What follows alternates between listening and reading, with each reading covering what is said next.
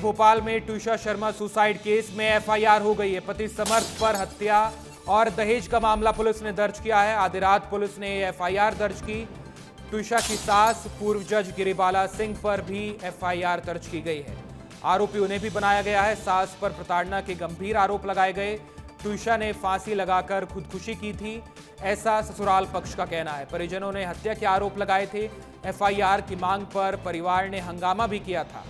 गुरुवार को महिला थाने के बाहर परिवार के लोग इकट्ठा हुए। दिल्ली का ये रहने वाला परिवार था। परिवार के लोगों की मांग थी कि कम से कम आप एफआईआर तो दर्ज कीजिए। हमारी बेटी की मौत हुई है, उसकी हत्या की गई है, ऐसा पीड़ित परिवार का कहना था। आप एफआईआर दर्ज कर लीजिए। एफआईआर की मांग लगातार पीड़ित परिवार कर रहा था और आधी रात को एफआईआर दर्ज की गई। हमारे साथ अनमोल तिवारी जुड़ गए हैं।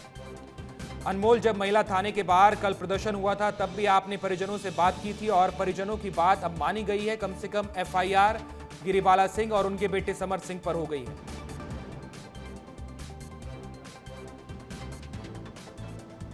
बिल्कुल, देखिए बहुत बड़ा एक्शन हुआ है। ट्विशा शर्मा की संदिग्ध मौत के मामले में अब एफआईआर दर्ज हो गई है, जिसकी मांग परिजन लगातार कर रहे थे। कल हमने दिन भर देखा था हिमांशु कि किस तरीके से पीड़ित परिवार महिला थाने पहुंचा, फिर कमिश्नर कार्यालय पहुंचा, वहां पर हंगामा भी देखने को मिला था और पीड़ित परिजनों की एक ही मांग थी कि एफआईआर दर्ज की जाए, क्योंकि पीड़ित परिजनों का कहना था कि आत्महत्या नहीं है बल्कि हत्या है। और अब देखिए पुलिस ने इस मामले में हत्या का मामला दर्ज कर लिया है। एफआईआर दर्ज हो गई है।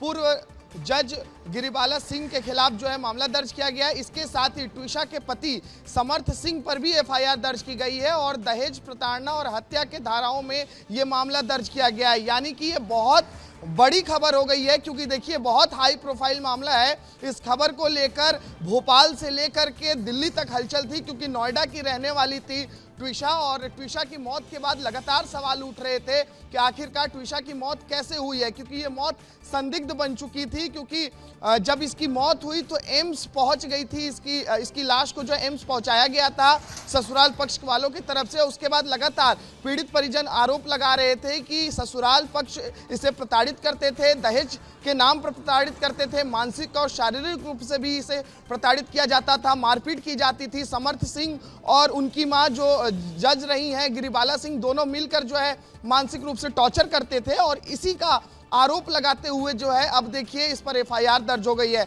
तो कह सकते हैं कि अब आने वाले समय में बहुत जल्दी गिरफ्तारी भी हो सकती है। गिरफ्तारी की तलवार अब लटक रही है मां और बेटे पर। लेकिन एक खबर यह भी है हिमांशु की गिरफ्तारी से बचने के लिए जो है समर्थ सिंह और उसकी मां अग्रिम जमानत के लिए याचिका भी दायर करने वाली है। लेकिन देखना होगा कि इसमें आगे क्या रुख होता है पुलिस का, क्योंकि लगातार पीड़ित परिजनों का आरोप था कि पुलिस उनकी सुनवाई नहीं कर रही थी, इसमें एफआईआर दर्ज नहीं की जा रही थी, ढिलाई बरती जा रही थी। लगातार हंगामा करने के बाद अब पुलिस देखिए इसमें एक्शन मोड में नजर आ रही है। अभी एफआईआर दर्ज कर ली गई है, इसके बाद गिरफ्तारी भी संभव है। हिमांशु, बिल्कुल गिरफ्तारी संभव है और समर्थ सिंह क्रिमिनल लॉयर हैं, उनकी मां पूर्व जज हैं। जैसा आपने कहा वो अग्रिम जमानत याचिका भी लगा सकते हैं। बहुत शुक्रिया अनमोल आपका तमाम जानकारी के लिए।